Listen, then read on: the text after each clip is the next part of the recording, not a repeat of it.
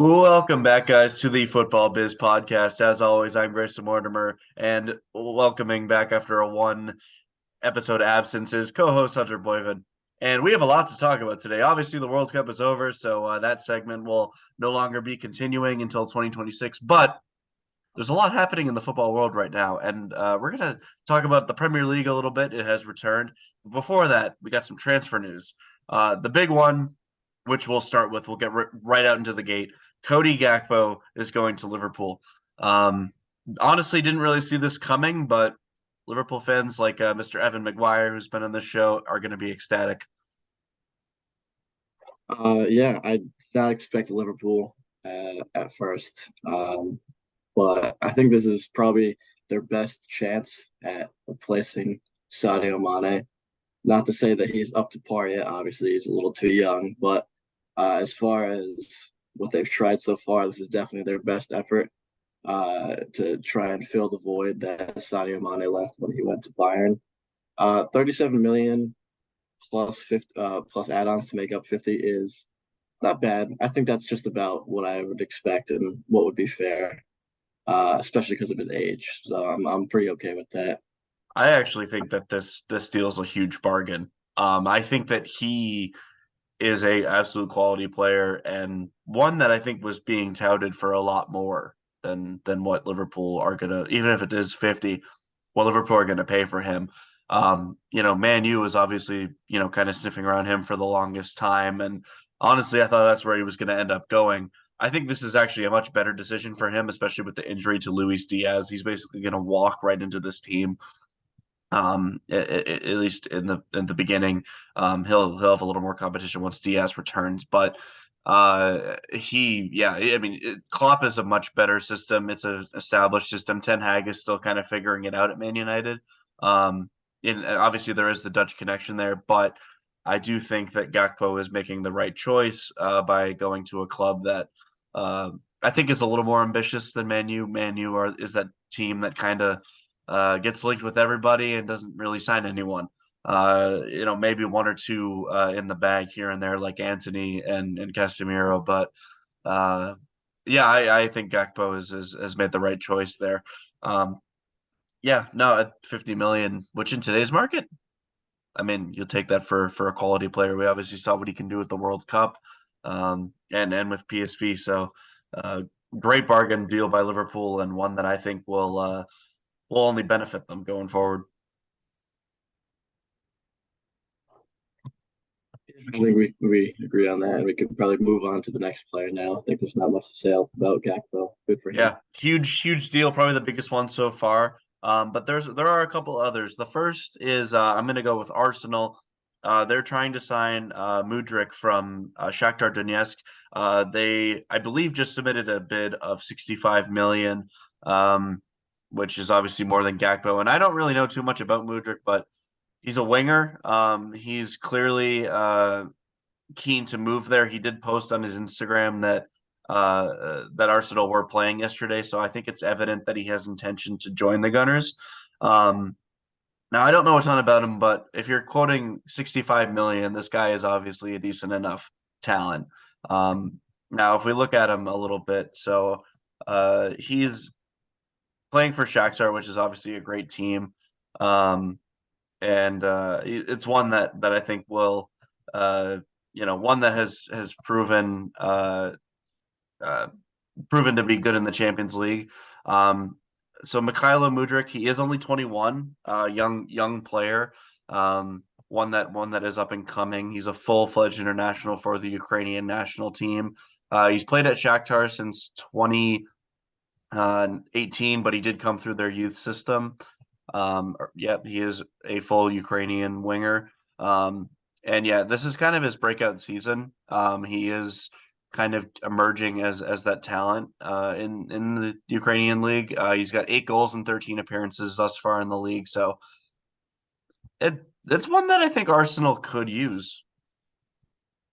Just a little bit to add here. I think this fits Arsenal's system pretty well. They seem to enjoy bringing up youngsters and building upon that. A majority of the starting lineup is very young. bar people like Granit Xhaka and stuff like that. You still need the veteran presence there, but I think for what Arsenal's been doing and what's been successful for them is building upon the strengths of young up and coming players.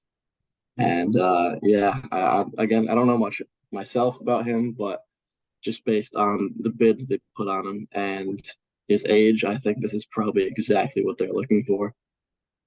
Yeah, for sure. And obviously with Arsenal, we've seen young players like, I mean, Bukayo Saka, Gabriel Martinelli, Odegaard, um, Ramsdale's still on the younger side, William Saliba, Gabriel. We're seeing definitely a youthful resurgence. Now, the one thing I will say with Mudryk is I don't think, unlike Cody Gakpo, I don't think he's going to walk right into the Arsenal team, because they do have two very established wingers. Both of them scored yesterday, which are Bukayo Saka and Gabriel Martinelli. I don't see how he gets in past either of those guys. Maybe they're thinking of playing him as a forward or that striker position in the short term, but Eddie Nketiah is also not to be discredited because he also scored yesterday.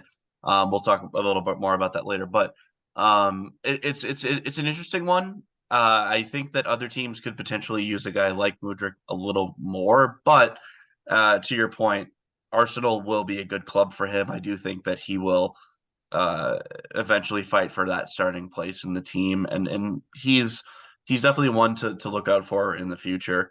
If we're talking about potential future talents, yeah, I mean we'll see what happens there. Nothing's official yet. The only official one I've really heard of recently was Cody Gakpo, but it's one that it's one that we'll definitely look out for in the future.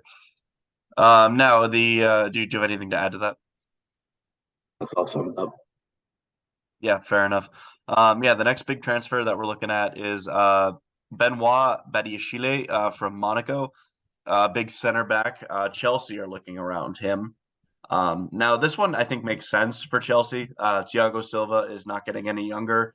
They sold Fikayo Tomori last year, and really the only big center back signing they have in recent memory is Wesley Fofana. Um, yeah, I Cool think this about one it. makes cool about, yeah, but again, he's not getting any younger. Betty Shule is much younger than those guys, and he is coming from Monaco. Now I think they have submitted an official bid, but I do think that it's looking more and more likely that this transfer will happen. Now, similar to Mudryk, I don't know a ton about Betty Shule, but what I do know is Monaco is a very good producer of world class talent. In recent memory, obviously Mbappe came through Monaco, winning a league title with them. Chouameni, who recently transferred to Madrid, started every game in the World Cup for France.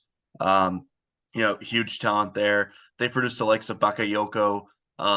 Bernardo Silva was on that team for a little bit. Daniel Subasic. There's a lot of good players that have come from Monaco. And I think that this guy is definitely going to be one to watch out for. I think that making this transfer in the range of 35 to 40 million euros, I think it cements that Chelsea have an intent to solidify their center backs for a long time. Yeah, I think Monaco is much like Ajax in that way that they do produce very well. Um, I've been very scared of Chelsea transfers in recent memory. I just feel like they sign so much and the result doesn't really show. But I think a defender is probably the best case because they have great midfielders, they have great attackers that they don't need to spend too much money on. If you're gonna go and buy someone to fix whatever the problem is that you have, I guess the defender is the way to go. Um, as you said, for myself as well, this is not someone that I'm super familiar with. So I'm probably just gonna have to let this one ride out before I make any final decisions on this. But in recent memory, Chelsea signings have been quite lackluster overall. So we'll see. Yeah, for sure. And Fofana hasn't taken off yet. He hasn't really been the guy that they've hoped for thus far, but he is very young. Same with Badiashile. Where Chelsea I think could actually use the defensive help is actually the wing back positions. Because right now, I mean, you got left back, you got Marcos Alonso and Ben Chilwell, both quality players, but both getting up there in age, and then right back, from what I've seen, has mostly been Espilicueta. Now, Trevor Chalobah is in the mix too. He can also play a little further up as a defensive midfielder, but um, Chelsea do have a lot of center backs, but clearly they see that Thiago Silva is aging. They see that Koulibaly, while they just got him, is aging, and then Espilicueta is also capable of playing center back. So I think they're looking at it as more of a future signing than one that is immediate. Maybe they'll do what Arsenal did with William Saliba and loan him out to somebody to get him some more experience, maybe even in Monaco. Kind of back to Monaco like Madrid did with Endrick. So we'll see what happens there, but I think that it is a good signing. I think it'll be a good future one. While it's not official yet, it is looking increasingly likely that he will go to Chelsea. And this is coming. Chelsea are looking at some younger talents. They already have signed young Brazilian midfielder Andre Santos for around 20 million euros, and Ivorian David Ditro Fofana for 12 million euros. So Chelsea are, by what it looks like, under Todd Bowley, doing a futuristic kind of shift, like focusing on a team for the next decade, as Jose Mourinho would like to say, and for years to come. So we will see what happens. And then the final thing I'm going to talk about for transfers is Real Madrid's left back situation. Currently, they're looking at potentially shipping out Ferland Mendy, as he hasn't been great going forward, and hasn't been the best defensively. They're potentially looking at signing my boy Alphonso Davies in 2024. I was wondering what you think of that rumor. You mentioned that to me before the podcast started. It was the first I heard of it. That would be very sad. I really don't think that's going to happen, but if it does happen, I know Bayern does have the squad depth to replace him, even if it's just for a short while until they go and poach someone from Dortmund like they always do. But I think for now, if that were to happen, they would be all right. But it's definitely a big shoes to fill if he were to leave. But I'm gonna say right now, I'm not worried about that. Yeah, I mean it's rumored for 2024, so it is a couple years away. And I'm obviously, I like Real Madrid, so I would be very keen on that happening as both a Real Madrid and Canada men's national team fan. This is an Alphonso Davies jersey that I'm wearing today, but yeah, this would do a lot for the future of North American football, especially Canada, because obviously Bayern Munich is a big club. No discredit to them, but I think Real Madrid has a case for being the biggest club in the world. And Alphonso Davies moving to Madrid would do wonders for every kid in Canada and even the United States. Realizing that, hey, if I really work at it, and Alphonso Davies had obviously very humble beginnings. His family didn't have a lot of money going over to Canada. They went there for a better life. I think it would be a motivation for every kid to say, hey, if I just work at it, I could potentially make it, to the highest level in the game, like Alphonso did. So it's one to definitely keep an eye on. His contract for Bayern does expire in 2025, which is why Madrid is looking to potentially capitalize on 2024. But we will see what happens. As of right now, Ferland Mendy is still the starting left back for Real Madrid. Now, that being said, we are going to move into some Premier League results that just happened. The Premier League is back. Boxing Day was huge. As of right now, Chelsea is playing against Bournemouth, and then later today we got Man U against Nottingham Forest. But right now, 7 matches have been played all yesterday. It was a great day for football. And the first match that we will talk about is Brentford against Tottenham. And the game ended 2-2. Brentford was up 2-0 in this game, and Tottenham did fight back. But it's still a dropped 2 points for Spurs. Brentford's going to be looking at this in a positive outlook, even if they did blow a 2-goal lead. What was your take on this match? I can't be too upset with Brentford. Really, they shouldn't have even been close to winning that game. And the fact that they had a 2-0 lead for as long as they did, all credit to them. They obviously worked for it. They were super serious. Tony, who was someone who should have been called up, I think, or at least mentioned, He's been doing great and he's continuing the form. As far as Tottenham goes, it's just funny to me. This is really funny.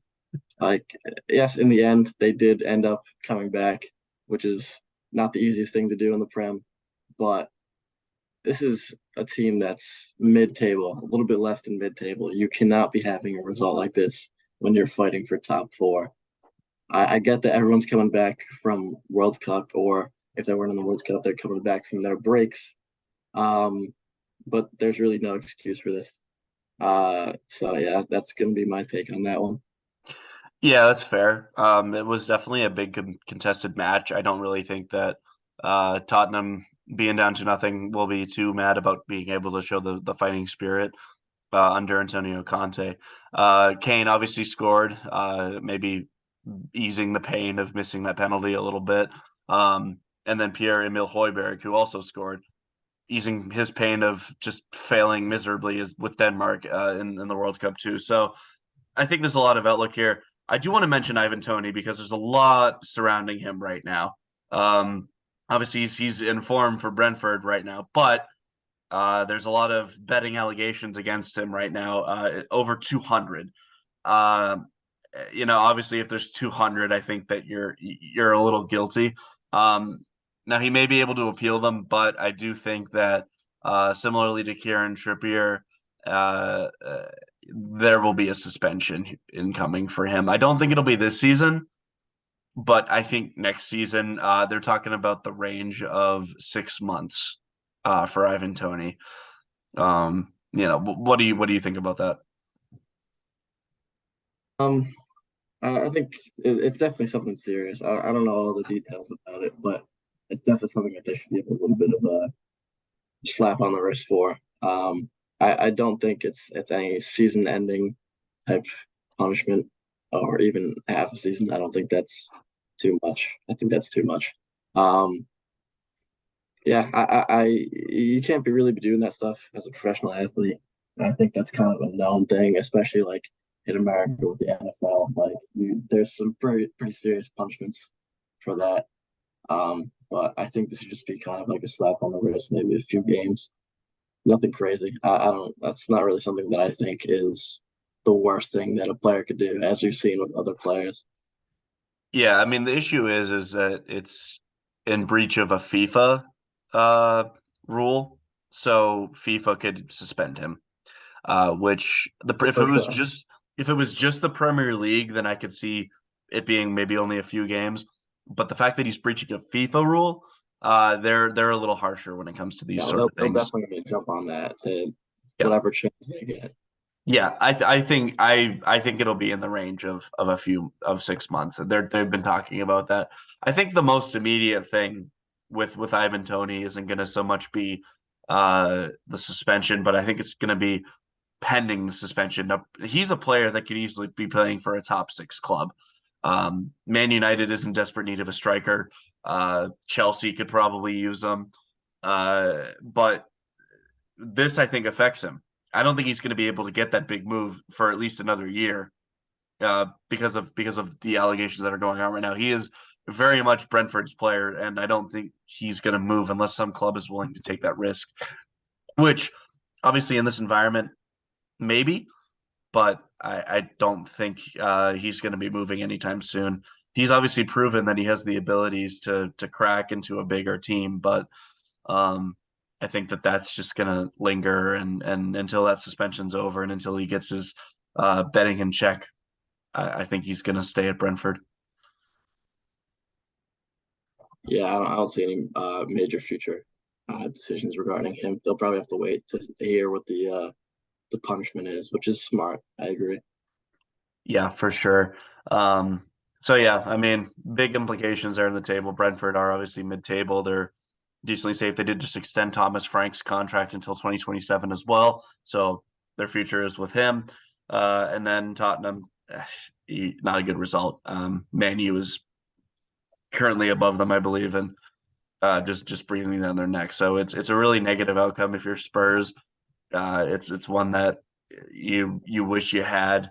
Um, yeah, no, Tottenham is currently in fourth, but Man U is 2 games in hand with 26 points. Tottenham is 30. If Man U wins those 2 games, including the one today, then they are going to be in the driver's seat for that current fourth spot. And then Liverpool is now in sixth, though. A lot of implications there with that one. Um, Now the next game that we'll take a look at is Southampton versus Brighton. This game ended 3-1 in favor of Brighton. Goals from James Ward-Prowse for Southampton. It was a penalty save, and then he scored the rebound. And then goals from Adam Lallana, a bit of a lucky one there, and then a Perot own goal, and then a well taken outside of the box shot from Solly March. Fairly easy game for Brighton. I don't think that there were too many that would say Southampton were really in this one. I had Brighton winning this game. Southampton's having some real trouble. I won't add too much to this. I'll just say that they are the relegation leading team right now, Southampton, and Brighton's got like a decent bid in this table right now. Like they are looking like they could fit into a Europa League spot or a Conference League spot if they keep up with good form. But I think if they're serious about their campaign, which it looks like they are, then this is a good result for them. And yeah, I'll leave it at that. Yeah, for sure. And Brighton is currently in seventh place under Roberto De Zerbi, so they're they're definitely fitting into the mold of replacing Graham Potter, who is currently 2-0 up in the Chelsea match. But yeah, De Zerbi is finally seeming to get his system in place. I think the biggest thing for Brighton is holding on to Alexis McAllister. Now, I don't know if he played in this game yesterday because obviously some of the World Cup players have been having a break. I'm checking the starting lineup as we speak. Um, he did not yesterday, but keeping on to him when he does come back is going to be massive because he is their best player. I don't think there's going to be too much debate about that one. They did get the likes of Moises Caicedo and Estupinian back. Those guys both had a decent World Cup despite Ecuador being tossed in the group stage. And there's some talent on this Brighton side. Leandro Trossard is another one where they got to keep him.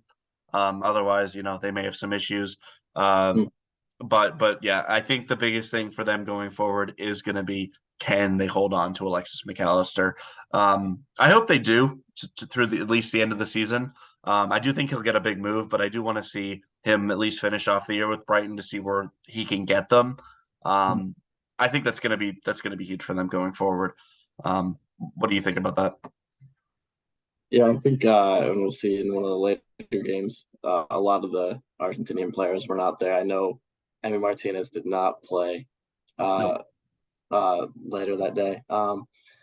Yeah, I haven't heard anything as far as rumors go for any of his moves, potential moves. But I think probably by the end of the season, you're probably right about that. He will eventually move. But I think it would be nice for him to represent the club that he's already at for the remainder of the season, just because I think that's just a nice gesture. They're letting you take your break. You're coming back. I think he should be happy with what he's got for now because he will have a big move soon, and I can see that for sure. Yeah, exactly. And I think that yeah, as you said, Brighton is in contention for a Europa League spot, or at least a Europa Conference League spot. They could easily be playing European football next year, if they're able to keep up their form and hold on to their best players. And I think that may even be a motivation for him to stay longer. We will see. Now that being said, we're going to talk about Southampton now. Yeah, as you said, I think they are the leading candidate for relegation. Wolves got a big win yesterday against Everton. We'll talk about that in a second, but they're the bottom of the table. They've lost 4 in a row.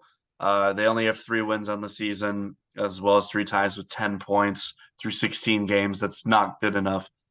And they're going to have to turn it around. They're going to have to go hire a coach because they did fire Hassan Hoodle. I think that was the right decision since their form under him wasn't great.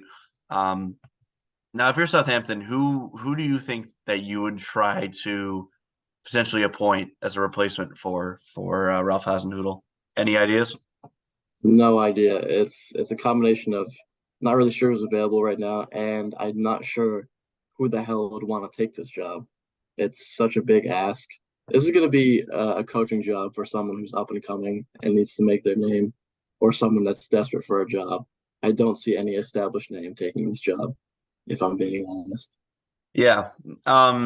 I would say, yeah, I think you're right. I think you got to go appoint a young up and coming coach, maybe somebody like an Eddie Howe.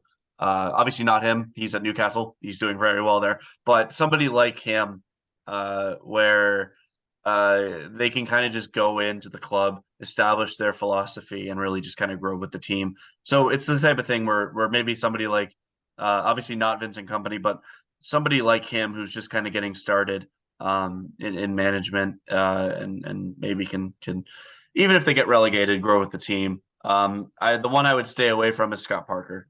Do not hire Scott Parker. He will relegate you. There's some talent in the Southampton team. Ibrahima Diallo is decent. James Ward-Prowse has obviously been a talent for a long time. Southampton homegrown player. Salisu is good enough. And Che Adams is a decent striker. But outside of that, maybe a couple younger talents like Kyle Walker-Peters or Gavin Bazunu in goal might have some interest. But I think this team needs a bit of an overhaul if they have any hope. They've kind of signed some just mediocrity for the last couple of years. Adam Armstrong being at the top of that has not done it nearly enough for them as a striker role, and it's not a good enough squad where I think that they're a surefire bet to stay in. Yeah, I just think they're finished. I don't have any hope for Southampton going forward. Yeah, I'll leave it at that myself. Fair enough. Now the next game we'll talk about is Crystal Palace against Fulham. This game ended 3-0 for Fulham. Palace had 2 red cards to both Tyrick Mitchell and James Tompkins. Not good if you're trying to win a match. Fulham goals were from Bobby Decordova-Reid, Tim Ream scoring his first Premier League goal, go USA, and Alexander Mitrovic scoring his 10th of the year. I thought Fulham were going to win this game after the first red card. I think it was inevitable Fulham were going to win this game. After the second red card, Palace just wasn't getting back into this match. A tough day for Patrick Vieira at home. It's one that he's definitely going to be kicking himself for. But Fulham are flying. They're not to be messed with. They are in 9th place. They got 22 points through 16 games, 6 wins, 4 ties, and 6 losses. It's honestly, I think that's what you could ask for if you're a Fulham fan. I don't think that there's any complaints there. Yeah, I think you went into the season not expecting much. I think your biggest bet is not getting relegated, and it seems like that's not even in the rearview mirror. It's not even a thought. Possible contention with Brighton for a Europa Conference League spot. But that's probably the ceiling I have for them. I don't see them going any higher. And I don't see them dropping to relegations though. I think wherever they're at, I think they're in 9th right now, you said, is probably a good spot for them. I'd keep them at that area. Yeah, and I think Fulham did the right thing in terms of how you come up to the Premier League. You rely on a lot of players that you relied on for the championship, Mitrovic being the main one. Now, I think the biggest question with him was, can he replicate what he's doing in the championship? Obviously not to the same extent, but can he score a lot of goals in the Prem? And this season, he's done just that. He's been their talisman. He's led this team, and I think he's been great. And then, they've relied on guys like Tim Ream, Anthony Robinson, Harrison Reed, Bobby Decordova-Reid. All those guys played with them in the championship last year. And they were great. And then they went out and got a few players. They didn't splash on just anybody that was out there the way Nottingham Forest did. And they signed a great player in Joao Palhinha. He's been phenomenal for them. They got Willian, and they got an established Premier League goalkeeper in Bernd Leno. So I think Fulham did the right thing in terms of how you come up to the Premier League, and that's really paying off for them right now. 9th place, and yeah, I think they'll be in contention for that spot as well. I don't see anything really stopping them at the moment, and yeah, they're playing really well. I think Fulham fans will be happy about this one. Crystal Palace fans, on the other hand, are going to be screaming at those 2 guys that got sent off, and with good reason. we'll talk more about them later, but um, yeah, not a good day for Palace. They are in 11th still, so they wouldn't be too worried, but um, we'll see what happens going forward for them. I think there's enough quality in that team to stay up. I don't really think they'll have thoughts about relegation, but I think it's looking like another season of mid-table football for Crystal Palace, which for a club that size, they'll probably be okay with. Um, anything else for that match?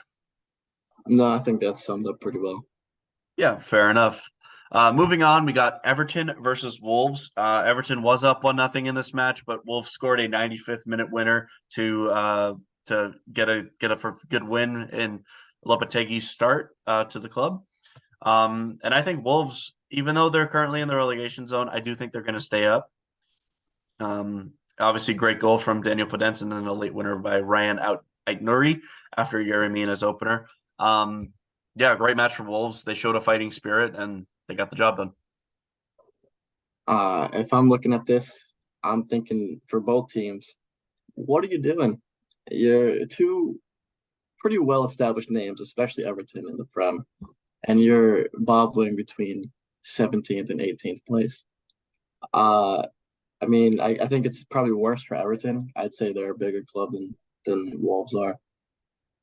You can't be in relegation danger as teams that are this big. Um, Especially Everton. I think this is kind of disgraceful. It's a strong word, but 17th place is ridiculous for a club that should be so much better than this. I don't think they'd be any better than mid-table, but I think this is way lower than they should be. Yeah, it's definitely a worry for them, especially when they did sign a bunch of players over the summer. They got Idrissa Gueye back from PSG. They got James Tarkowski from Burnley. And they signed guys like Dwight McNeil and Neil Maupay. They got McNeil from Burnley as well and Maupay from Brighton. So they've made transfers of known Premier League entities. They just haven't been able to get the job done. I think, and then obviously they haven't had an established team before that. I think this looks really bad if you're Frank Lampard. I think you're worried about your job security because, yeah, I mean, you're in 17th right now, and Wolves just got a new coach. They got Lopetegui, who I think is a decent enough manager to keep them in the Premier League. He's obviously new to the league, but he has managed the likes of Sevilla and Real Madrid. He's not a nobody.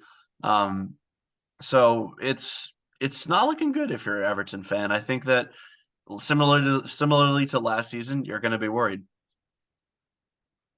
I think, especially Lampard, like you said, I think this is maybe after this season, depending on the result, this is probably where your coaching career ends, at least for the time being. I don't think the Prem is for you, unfortunately. Fantastic, unbelievable player in the Prem, but sometimes that just doesn't translate into coaching, this is one of the many examples we've seen of that. It's upsetting. I really do like Frank Lampard, but I think this is kind of unexcusable as a Premier League coach. So this is probably his last season for the foreseeable future, if they're Yeah, smart. I think so too. And unlike, I mean, he's better than Scott Parker, but that's not a high bar. I think that what Lampard should do is just go back to a championship team, like he did well with Derby County. Just go back to a championship team and kind of build your repertoire with them. Do what Wayne Rooney was doing with Derby. Obviously, he went to DC United, which was kind of a head scratcher, but um, do kind of what he did or what Steve Cooper did with Nottingham Forest. Kind of just build yourself with the team, or even Eddie Howe with Bournemouth. Like you're still a young coach. Kind of just build yourself up with somebody instead of just jumping at that big opportunity every time it shows up. I think that's what he should do if he does get sacked by Everton or if they mutually decide to part ways. It's not a good look to keep getting relegated with these guys. To keep just not having productive output. I just think that it's enough for him. Yeah, I double down on that. It's probably where his season ends. No matter where they end up in the table, this is probably his last season as coach for them. for a while. I don't think he's gonna be Everton's boss for much longer. Yeah, but I don't really have too much more to add to that match. So we'll go into the next one. We got Leicester versus Newcastle. It was a 3-0 victory for Newcastle. Goals from Chris Wood off a penalty, Almiron, and then Joe Linton all in the first half. Comfortable win for Newcastle. I don't really think many people were too surprised about this one. I'm going to go back in time before this podcast started to stake my past claim. I in the group chat that we were in with many other people, I said that Newcastle would make their way into the top four. I think they were mid-table at the time, and everyone laughed. And look at them now. Even if they don't finish top four, I think this is a very impressive run by the team, especially because, as we'll get into later, Liverpool's kind of on the up and up now. Um, the storyline from Almiron is amazing. I love where it came from. Not to slay Jack Grealish too much, but whatever he said really did spark something in Almiron, and I think it's hilarious. But it's also it's very impressive, and it's not really just him. It's a very well balanced team at Newcastle, and I think top four is not a ridiculous ask for them. And I think that's what they're gunning for. Yeah, I don't think it is either. As of right now, they're in second. Obviously, Man City do have a game in hand, which they'll play tomorrow. But yeah, Newcastle's been flying. I mean, they've been very good, and they have a good squad. That now the thing with them too is obviously they had the big takeover, but a lot of what they've been relying on have been guys that were already at the team or guys that I mean they only bought one or two players over the summer, like Sven Botman being probably the big one, Nick Pope being another. Um, and then Bruno Guimaraes last year, but like they've just been high on team spirit, really, like and guys that they already had. Like I think the biggest two guys to talk about are Almiron and then Joe Linton. Joe Linton obviously was a striker for them. He was known for being one of the worst signings in the Premier League. And then Eddie Howe switches him to both a wing or a central midfielder, which has paid off for him so much because he's been phenomenal in those positions. He scored yesterday, but it's not all about goals and assists for him. He's just been a phenomenal player in midfield. And then Almiron's the other one. He's got 9 goals in 16 matches. He just has turned a different gear, and I mean he's been arguably Newcastle's best player. I would say maybe outside of Bruno Guimaraes. I think Bruno Guimaraes is yeah, an absolutely phenomenal talent, and the fact that Newcastle got him really kicked off their project. Um, and yeah, I think Newcastle's only going to get better as well. Isaac is still injured. When he comes back, I think they'll be even better. Um, and yeah, I mean they're strong defensively too. Pope has been a great signing. Botman has been phenomenal. They haven't lost a game where he started yet, Sven Botman. So honestly, Newcastle are a force to be reckoned with. If they don't get the Champions League, I think they're at least a surefire bet for the Europa League. Oh, they're most definitely getting somewhere. I think they are 2 games ahead of City, and I think it might be safe to say that City will overtake them at least for that one place. But they're matched for games with Tottenham, and they are above Tottenham. So I think this is a good omen for the future. I think we're about halfway through the season. So Almost there's halfway 17 matches or just about uh, halfway. almost there. 19 matches is halfway. Yeah. So they're almost halfway. I think they're not showing any signs of slowing down either. Of course, Leicester isn't really the greatest club, especially in recent memory. So we'll hope to see how they perform against bigger clubs. But I think they've proven themselves time and time again that they can definitely hang. And I'm excited to see where they end up because, as you know, I'm a Premier League neutral. I have no favorites in this campaign. So any story like this is definitely cool to see. Yeah, obviously. I mean, we'll talk a bit about Leicester. Yeah, they haven't had a great season. I think they'll stay up. But a team that's competed for Europe recently really shouldn't be being this poor. I think their biggest need is a goalkeeper. Danny Ward is just not getting the job done. As well as maybe one or two center backs. Now they're obviously not really cash strapped right now, which has been a problem for them. But they do have a little bit of money. Clearly, they got 70 million from Wesley Fofana, so they should go out and spend that on one or two center backs. Their wing backs are fine with Castagna and Thomas, but and then James Justin's also in the mix there. So I think their wing backs are fine, but they're using Daniel Amarty, who's a very good utility player. Don't get me wrong, but at center back, I don't think that's his best position. And I think that they could easily get a defender or two to fill that void. And Kegler Sayuncu, I think, is also rumored to be leaving. So they need to go out and get a couple defenders. And I think a guy that could do wonders for Leicester City, loan Matt Turner from Arsenal. I think Matt Turner could easily be a giant upgrade on Danny Ward. I mean, maybe I'm saying this because I'm North American, but I think Matt Turner would be a great signing for Leicester. I really do. And if not Matt Turner, go out and get a different goalkeeper. Like just do it. Like there's so many better keepers than Danny Ward out there. There just are. Yeah, I agree from an American standpoint, especially. He did have a good, it was a few short games, but he had a good showing in those few games in the World Cup. And unfortunately, Ramsdale is really, really good. So you're not going to be seeing the starting lineup too often. I think for his own personal decision, it would be a good idea to at least loan or try and find a new home during this transfer window. I don't think Arsenal would be the bad guy here and like stop him from doing that, but I think it would be the best move for him. Maybe not Leicester, wherever he ends up, but I think it would be good for him to end up somewhere else for now. Yeah, I think Matt Turner would be a phenomenal signing for Leicester City if you're able to get him.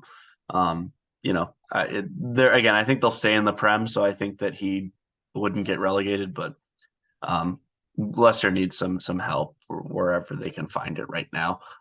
They've been better recently. They obviously climbed out of the relegation zone, but Newcastle was all class in this match and took care of them easily. Now we've got, I believe, two matches left to talk about. Yes, we do. First one, Aston Villa versus Liverpool. 3-1 Liverpool. They got back to business. No real issues. Goals from Mo Salah, Virgil van Dijk, and youngster Bajcetic. And then Ollie Watkins did get one for Aston Villa. I think Liverpool fans will be pretty happy with this one. Yeah, and this is before the major news of Gakpo signing for them. I think obviously later down the line that'll totally add to their repertoire and their squad depth. This is very much a needed win for Liverpool. I don't think there was any doubt that they would win this game, but their campaign started off very shaky before the World Cup, and I think this is exactly what they need to boost their campaign. You could act as if this is a new start to the season now that we're coming back from the World Cup. I think this is exactly what they need, and they need to continue this moving forward because the people who are in front of them, like Newcastle, City, not Tottenham, I'm not going to say that, they're gunning for the top spot, and they're major competition. So I think Liverpool has a real chance of getting fourth, really, if they continue this form, but they need to stay serious. Yeah, and I think their biggest need was left wing with the injury to Luis Diaz. So I think Gakpo's going to fit right in there. I think that he's, as I said, I think he'll walk into the starting lineup.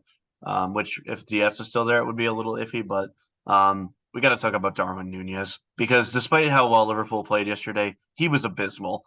He was missing chances left and right. The biggest one being that breakaway he had in the second half.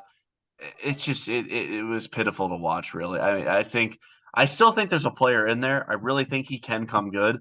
Obviously I'm a City fan, so I'm speaking as a neutral here. But I think that you gotta hope he comes good. But if yesterday was a sign of things to come, Liverpool fans are going to be freaking terrified of the fact that Darwin Nunez is not putting these chances away. What do you think about him? It's sad, really, especially you're coming up against a backup keeper for a mid-tier team. You're not facing the Golden Glove winner of the World Cup right now. He's not there. So you shouldn't be intimidated so much so that you are missing these chances wildly. I do think there's a future for him there. I think he will eventually find his form. This happens to everyone. But it's got to happen fast because you will lose your spot. This is not a team that takes any nonsense. It was a very expensive signing, so I don't think they're going to make any rash decisions. But still, this is the culture there is incredibly serious, and if you keep going like this, they're going to get you for it. Yeah, exactly. And there's going to be guys that clearly Liverpool is similarly to Arsenal. There has been some youthful shifts in there. The likes of Bajcetic coming off the bench and scoring, Ben Doak coming off the bench, Harvey Elliott's still in the mix there too. So there's room for Liverpool to move guys around. It's not like with the injury to Diaz, that Nunez is just going to keep playing. Bobby Firmino is still in the mix too. And frankly, I think he's got a great shout at getting back into the team with Nunez's poor form. So, we'll see what happens with him. I hope for his sake he comes good. But it's going to be tough with that. And I forgot to mention Fabio Carvalho too, another phenomenal talent. So we'll see what happens, but if you're Darwin Nunez, you really got to start picking it up because it's not looking great for you. I'm trying to see who they subbed on for Nunez yesterday, but he was subbed off. So we'll see what happens. I will say that it wasn't the strongest Villa side we've ever seen. Obviously, yeah, you mentioned Robin Olsen, decent enough keeper, but one that I wouldn't write home about. But Matty Cash didn't play. I think they were giving him a little bit of rest. Coutinho got subbed in later. Dendoncker didn't play. So it's a Villa side that I think this Villa side's going to be good. There's a lot of chances. Leon Bailey was also terrible yesterday. He couldn't hit anything into the direction of Allison's goal. He was making good runs, but he couldn't finish. He's another one where I really hope he comes good. Anything else to add to this one? Nah, I think this is just a good sign for Liverpool, bar Darwin Nunez, but they have something else to look forward to when Gakpo shows up. So I don't think they're really worried, honestly. And I'll leave Yeah, that at that. exactly. And I think if Gakpo hits the ground running, Nunez will be on his heels because if Diaz comes back, Gakpo can play centrally. So it's a matter of where he ends up going. So Nunez has got to be careful there. And our final game that we saw yesterday was Arsenal against West Ham. The first match that Arsene Wenger attended since 2018. Arsenal fans were cheering for him left and right, which I found kind of odd because half of them wanted him gone when he left. But that's a topic for another discussion. I think that our Arsenal took care of business easily here. Goals from Bukayo Saka, Gabriel Martinelli, and Eddie Nketiah, and obviously the penalty for West Ham converted by Syed Benrahma in the first half. Arsenal dominated this game from start to finish, even with the penalty. Arsenal was the better team in this match, and they deserved a win. Yeah, I was watching the game. I saw them concede the penalty. It was definitely a rough tackle. It was a stupid challenge, but with or without that, I didn't see West Ham having control in this game really at all. I think it was Arsenal's game to lose as much as it was their game to win. Uh, Anything that West Ham produced was based on the mistake of Arsenal every time. I think. But I was very impressed with Arsenal's performance. Again, I said earlier, Premier League neutral. This is a really cool story to see. And like you said earlier with Arsene Wenger, Arsenal fans didn't know how good they had it when they were getting fourth place every year. And even though now they're first place and they have a strong campaign to win the whole thing, it's good to see that they're finally giving him his recognition because he was a very class manager, and I think he deserved all the praise. And the way he exited was very unfortunate. But I think it's best now that he can be an onlooker and they hopefully gain some traction, gain some support while he's from the stands. I think that's a good showing. Yeah, I think so too. And I think the thing with that is they realized that after he left, they had trouble because they were so established with him. Uh, it took Arteta a couple of years to get to where he is now, and then Emery was decent enough, but he couldn't get it done in the Europa League where that's his one Europa League loss was Arsenal against Chelsea. So it is a great match for Arsenal though. West Ham, I think they should stick with David Moyes. I don't really think that there's any bad things there. West Ham's obviously not having a great season so far, but they have a squad to get into the top 10. They have guys from goalkeeper, which I think is actually probably their weakest point. Fabianski conceded a very bad goal yesterday. To Martinelli. He got beat at the near post. If you're a keeper, you're gonna be kicking yourself for that one. Um, yeah, not a great play there. But I mean, they have a decent enough squad to where I think that um, they'll really be able to come good. I don't think that there's going to be any issues there for West Ham. I think if they just stick to the philosophy, then they'll be a-okay. Maybe if you're able to upgrade West Ham, you're going to be looking at a goalkeeper or potential wing backs. I think Cresswell isn't what he was. I don't think Kuval's going to get it done. Um, Center backs, I think they're fine. Kara and Dawson have been good enough.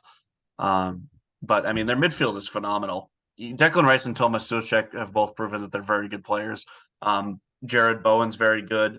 Syed Benrahma is a good player. Paqueta was a great summer signing, and Mikel Antonio at forward is good enough to get the job done. So yeah, I mean West Ham. I think they got outclassed this game, but I think that they are going to be able to get into the top 10.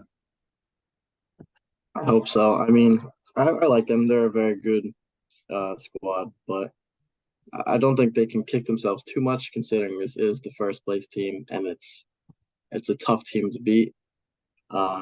They're probably going to lose anyway, but I think I agree with the Fabianski uh, mode of looking at things. You got to get rid of him. Failed Arsenal keeper, probably failed West Ham keeper. So I He think was good enough at West Ham in the prime. it's He was not decent working at right Swansea now. as well. He's a It's not decent working keeper. right He's now. just approaching the end. Yeah, that's what I would like to get at. So I think maybe they can take Matt Turner. Honestly, that would be something else. I don't really see where he'd end up, but I think if you're looking for a goalkeeper, again, like we said earlier, that's definitely someone you want to look at. But I don't think they're going to make any immediate changes right now, to be honest. Yeah, I don't know. It's hard to say. Their owners haven't been afraid to spend money, which could say that they get something done in January. Um, I would say maybe go leg for leg on Polish players. Maybe try to go sign Wojciech Szczesny from Juventus. It's possible. He is used to the Premier League. Did play for Arsenal as well. So hard to say. Really, really hard to say where West Ham goes from here. But not a great game for them. But I think that they'll they'll be fine. Now that is it for games, but we do have one final segment that we're going to add to the Football Biz podcast, and that is first of all goal of the week. What was your goal of the week? I think we're gonna have similar takes on this. Actually, I didn't watch all the games, but the ones I did, Solomon March. What a cracker of a goal that was. I mean, it really came out of nothing. He's looking up, trying to find the pass. There's no one to pass to. So he just lets one rip, and it was just a beautiful goal to the corner. I think you'll agree on this one. Yeah, that's the one I had too. I think Solly March's goal was phenomenal. I don't really think there's going to be any that beat it this week. I think that it's a surefire bet for best goal. I mean, left-footed curler, right past Bazunu.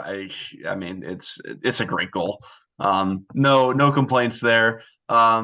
Next up is our idiot of the week. I'll let you go first on this one. Yeah, my harsh but true. My idiot of the week would be Tyreek Mitchell, from Crystal Palace. His tackle uh, a tackle out of nothing. He lost the ball fair and square. And what do?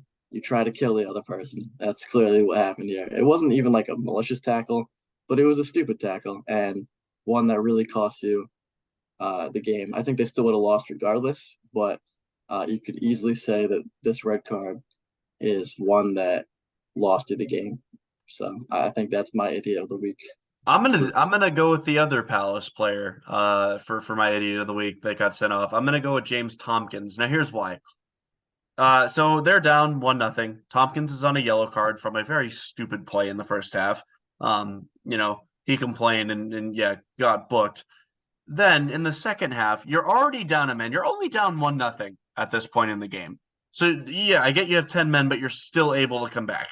You're still potentially able to get that goal, tie it up, 1-1. Guy got sent off. Take it. You'll take it. Against a decent Fulham side too. Tompkins just shoves the dude right out of the way.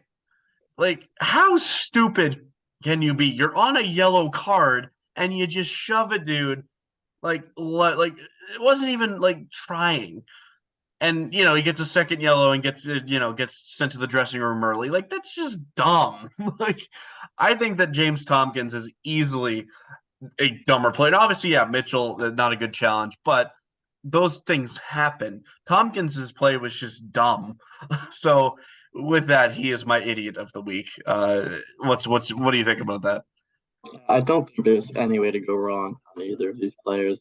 Like they're both stupid decisions you made. Like you said, he's already on the yellow card, so you have to play careful already. Whereas Mitchell, like you lose the ball, it happens. You shouldn't be going for crazy tackles like this just to air out your frustrations. But I agree with what you said as well. I think both of these are good candidates for idiot of the week. I don't think there's going any wrong with either of these. Yeah, for sure. And for goal of the week, even though we both agree it was March, I will give a shout out to Mo Salah's goal. The build up for that was phenomenal. Yeah, I'll agree on that. A good honorable mention. Yeah, I'll give an honorable mention to Mo Salah's goal there. My hero of the week now. It's another segment we're at, a hero of the week. I'll go first on this one. My hero of the week is Miguel Almiron. Really sticking it to what Grealish said. As a City fan, I'm not a huge fan of Grealish. I think he's been overrated since we signed him. And when he said that, it personally aggravated me. And clearly it aggravated Miguel Almiron as well. Because this man has had 9 goals in 16 matches. He's been Newcastle's best offensive player this season. And I'm giving him hero of the week too, because I think it's a good shout for MLS and how the US can develop players like Miguel Almiron. And yeah, I've loved his smile, and I think that he deserves hero of the week. Yeah, I got no major complaints with that. That'd probably be my honorable mention. I'm gonna go with Mo Salah for my hero of the week. Um, you got a team that, like I said earlier, struggled at the beginning of the season, and you really need to pick it up. Salah did just that. He missed the World Cup, unfortunately. Egypt did not make it. It's clear to see that he did not skip a beat with a goal and an assist. Both very nice. By the way, like you said, it would have been contender for goal of the week for you. Um, I don't think you could go wrong with either of these picks with Almiron or Salah. I think Salah was very important for the team's win that they needed, and Almiron very much so to keep his team in the running for top 4. But I'd say they're both proper for hero of the week. Yeah, I've got no complaints with Mo Salah. He had a great game against Aston Villa, and if Liverpool are going to make that push, they're going to need him to be at his very best. And then finally, we will take a look at the table just quickly. How all these games affected. Arsenal is currently still at the top. They have a 7-point lead over Newcastle and a game in hand. Man City has a game in hand on them, so at the minimum, their gap is 5 points. City play Leeds tomorrow. I think they'll take care of business there. Erling Haaland returning to the place of birth. Newcastle's form has been the best. They have at least 5 wins in a row. They're flying high in second place. Man City currently in third. If they win tomorrow, they will be in second. Tottenham in fourth. Don't think for long. Man U has 2 games in hand on Tottenham with only a 4-point gap.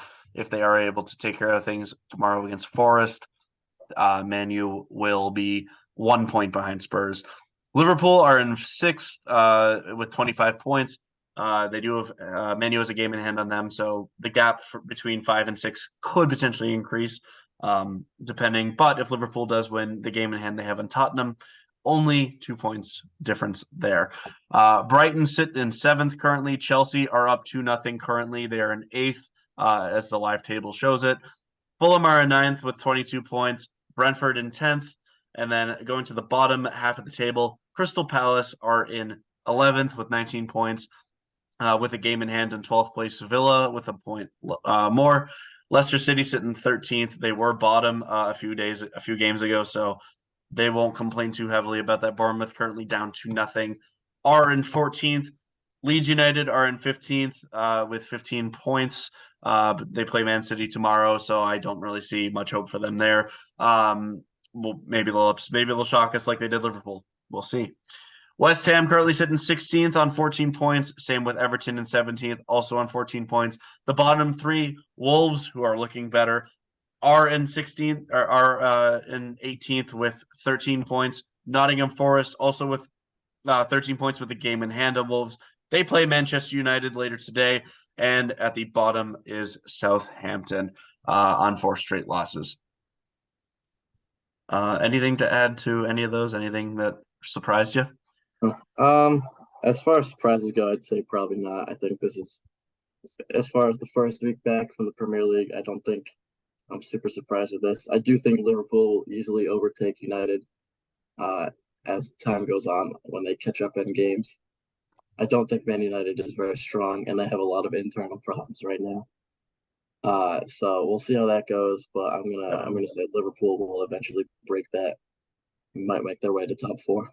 I agree. I think Liverpool is also going to make top 4. I think Evan and Matt, who are both Liverpool fans, will be happy to hear about that one. I think they're a surefire bet for top 4. I don't really think they'll have any issues there. Yeah, I think with Spurs kind of being on the slide and Man U sputtering with their current form, it's hard to say how they're going to go. They need a striker. I think they should go sign Gonzalo Ramos myself, but we'll see.